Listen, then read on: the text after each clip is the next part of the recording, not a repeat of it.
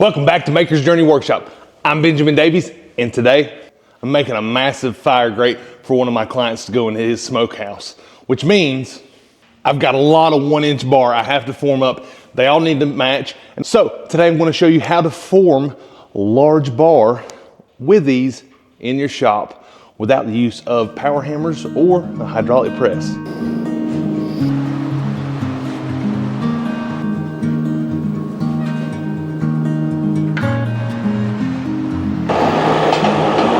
You got it lined back up is you kind of give it a little twist, and this can be, there's no wobble.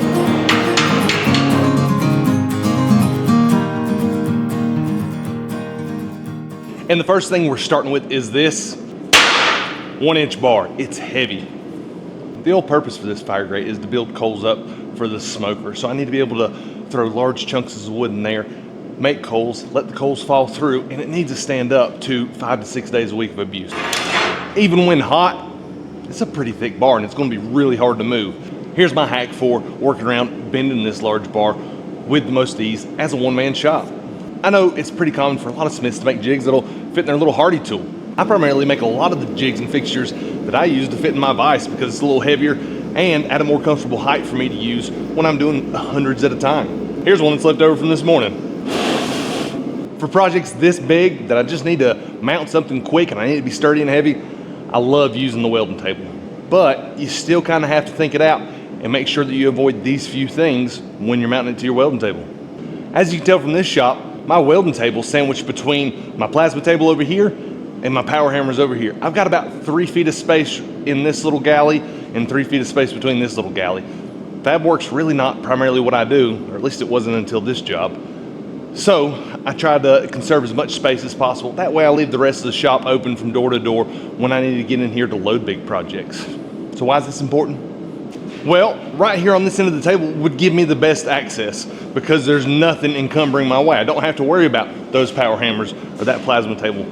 But even though it's a real heavy table, I'm thinking we're about 750 pounds. It's a 4x8 1/4 inch with, looks like 3x3 angle iron. It is much easier to move this table from one end than it would be here on the side. Next, like I said, I've got these power hammers here. So moving to the belly, I gotta be really careful because if I position this wrong, I'm not gonna be able to get my 1-inch bar that's about 40 inches long there without running into the hammers. Or my bending fork that's about 3 feet long too, and I'm a pretty big guy. You can see I'm almost elbow to elbow here, so I need to make sure I have clearance and some tolerances too. Hey, thank you so much for watching so far. If you're enjoying our content, if you're getting some value from it, do us a favor, smash that subscribe button. It'd mean the world to us. All right, let's get back into our video. What I finally landed on was this space right here, because even though I'm kind of close to the end of the table, I'm pulling back against the table.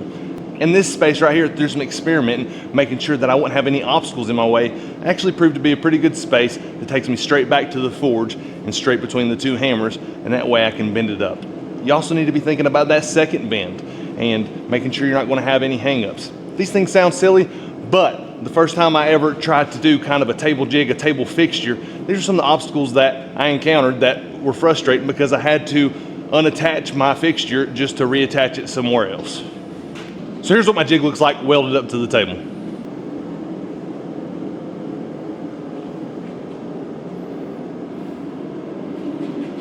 And you'll see it in action here soon. But let me explain a couple more things about how I made this jig.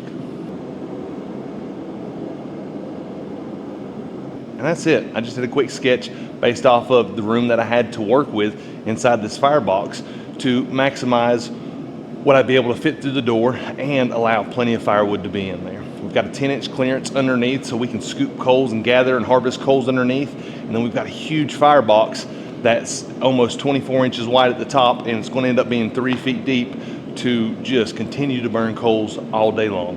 Next, I just took some scrap off my rack, old rusty stuff I had sitting around, and I saved this stuff just for that reason whenever I need to make something quick and ugly in the shop, because a lot of times you can get away with it not being specific or cut it down to the size that you need. Another thing that's great about angle iron is it's lightweight, but it's really strong, meaning you don't have to make your fixture out of something that's almost as thick as the thing that you're bending out of, because that would require all new bending forks and all new tooling. The idea behind welding a fixture that you've just whipped up in the shop is to move with speed and precision. And that's what this allows you to do. So how'd you figure out your measurements? Because aren't you gonna lose a little bit in the bend? Absolutely, you're gonna lose about 1 to 1.5 inches of the diameter of the bar in the bend, depending on how aggressive the bend is. I think we're at about a 70-degree angle. I gave myself an extra inch for each side, and that way I've got plenty. One of the last things I do to make this process go as quick as possible, because 1 or 2 of those 1-inch bars, even in my 55-gallon quench, would heat it up pretty quick, is we've got a rack sitting aside with this fan, and that way it'll help cool it down quick, and that way as soon as it gets to a temperature, I can hold it. I'm shoving that other end back in the fire and bending it. Also, since I'm walking these guys right into the fan, I like this huge face shield and some leather gloves. But my forearms and my calves are just gonna have to risk it today.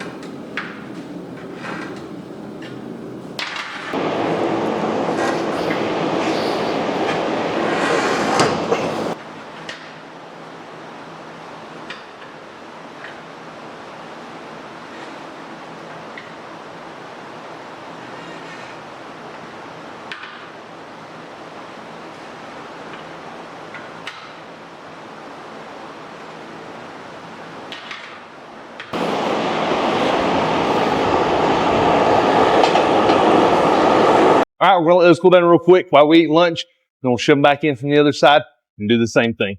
All right, on to the second bend, which is a little more tricky because you have to keep 2 things in account. First, you need to make sure it's square. You don't want to get a twist in it because you'll either run into your table or you'll have to go to the vise and try to twist that back. It's just going to create a headache. So go slow, take your time.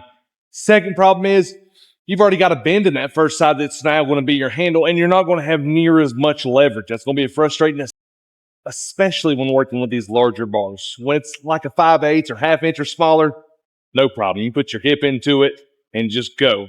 So what I'm going to use to combat that is a second bending foil. I'll get it started,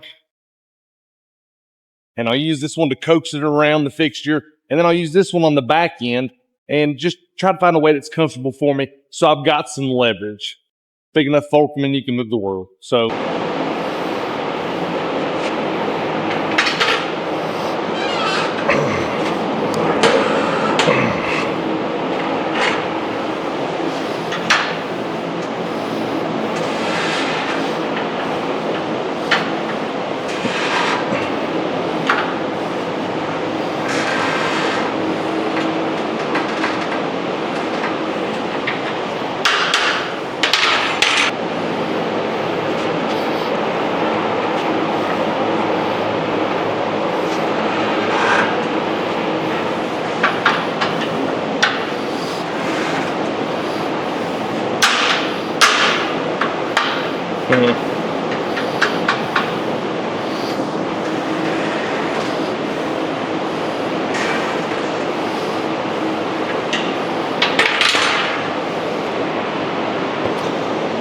that one got a little bit twisted, so I'm gonna go over to the vise real quick and try to straighten out while I still got the heat in it. Last thing you want to do with something this big is have to take it back to the table. So I got a big twisting wrench. I'm going to put it right here on this corner and just kind of twist it until it lines back up.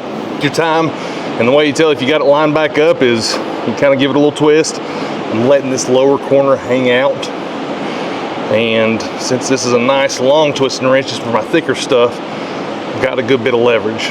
So I've still probably got another 2 to 3 minutes worth of heat in this to where I can actually tweak, but we won't need it. We're gonna go lay it now flat on the table over there And as long as we don't have any big problems, I think we should be good to go.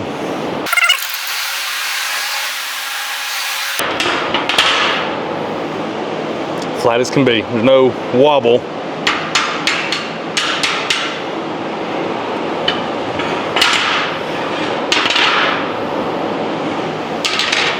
There you go, that's how you straighten it up. Another thing is learn how to work in cycles, learn how to work in a rhythm. I mentioned this a lot in our videos, and it keeps you efficient, it keeps you moving all day, and that way you're actually getting 4 hours worth of work out of a 4-hour shift instead of 30 minutes here, 30 minutes there. One thing I left out earlier on in the video that I think is really important and crucial is this is such thick bar. Before I started to make my jig, I warmed up my forge. After I got my pieces kind of cut out, I went ahead and shoved my bars in my forge, and then I started laying out my pieces, getting it welded, figuring out where I wanted to. It was probably 30 to 45 minutes worth of work, just taking my time, kind of figuring out where I wanted everything and making sure I didn't miss a step, but that allowed me not to have to wait around on anything. Same thing here, I love a big fan in the shop. It will cool down metal really well, especially as we get ready to go into these summer months. Now, I've got those 5 on the floor that are cooled down and they're completely done. And I've got my next 5, and here's the last one out of that group. I just felt it a second ago, and I can touch it barehanded. It is cooled down, and it's probably been sitting in front of that fan for about right at 30 minutes. So we're ready to move and groove, and I'm not waiting. I'm gonna shove these back in the fire. I'm gonna figure out how to modify and use that fixture that I have so I can forge up my legs, which are gonna be the last items that I do.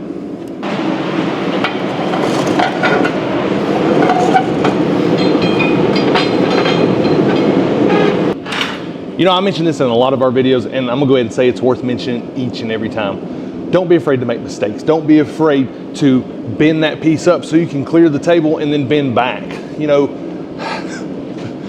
it's something I still kind of get in the back of my head, like, oh, I don't wanna mess it up, I don't wanna mess it up. There's so many fixes, and if for some reason you can't fix the piece, usually you can start over, reevaluate, see what you did wrong to avoid the mistake. But in the case of me having to kind of pull that leg up so I can get it over the lip, and I realized that I was a little out of whack this way, I was just able to go to the vise, and even though it's a huge 1-inch piece of bar, I was able to bend it back really easy with the twisting wrench I have. Now, if you didn't have the twisting wrench, you didn't have the large vise, and it wasn't mounted on something heavy, yeah, that would have been a more frustrating day. Could have done a few other things. Probably could have welded half of it to the table, taken a piece of pipe or one of these bending wrenches while you still had heat and tried to bend it back to level. All kinds of workarounds. So, you know, don't be worried about having to take stuff a little bit out of shape as you're bending things. All right, I think this last set's ready. Let's bend it up. All right, for our legs are right at 58 inches long, still that 1-inch bar, and I gave myself an extra inch to accommodate for the bends. So hopefully if everything turns out right, I'm gonna have 10 inches worth of length for the feet, and then 3 feet worth of length for the base that'll go under all those brackets we just formed up to make all together a pretty simple but very robust fire basket for creating coals in. One of the first things I had to do was move my bracket because we were talking about space earlier on in the video, and there was no way, even if I just moved a little bit of it around, that I would have clearance.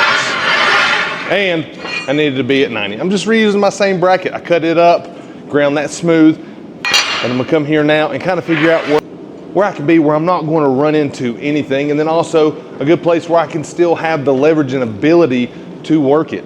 So that's what I'm setting up right now.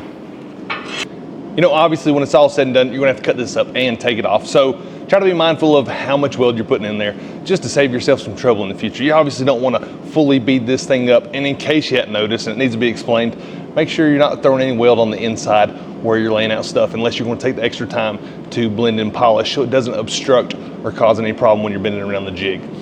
And the reason I tell you to not overkill your weld is because obviously you don't wanna have to clean that up, but also be mindful and make sure you're putting in enough weld to make you feel good, because with some of this larger work, and I need to go back to the heat because my fixture broke, I might not be able to go back into the forge depending on how far I got in my bend, because your forge is only so big. So try to find that happy medium.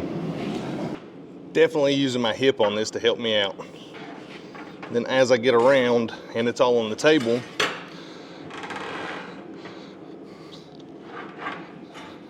that's when I'm gonna use these guys, and I can still kind of get my hip into it.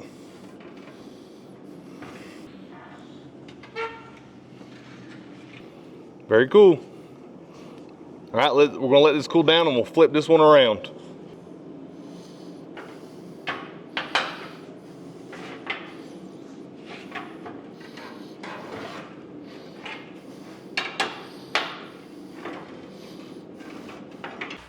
Hey, thank you so much for watching today. I hope you're able to walk away with some helpful tips and tricks on forming up larger bar and repeat making consistent parts. That's one of the hardest things that there is to do sometimes about being a metal worker, especially when you're having to hot form these things. You can cut these things all to the right shape, put them in the same fixture, and if you're not really paying attention to your process, you can get a bunch of different shapes or different lengths.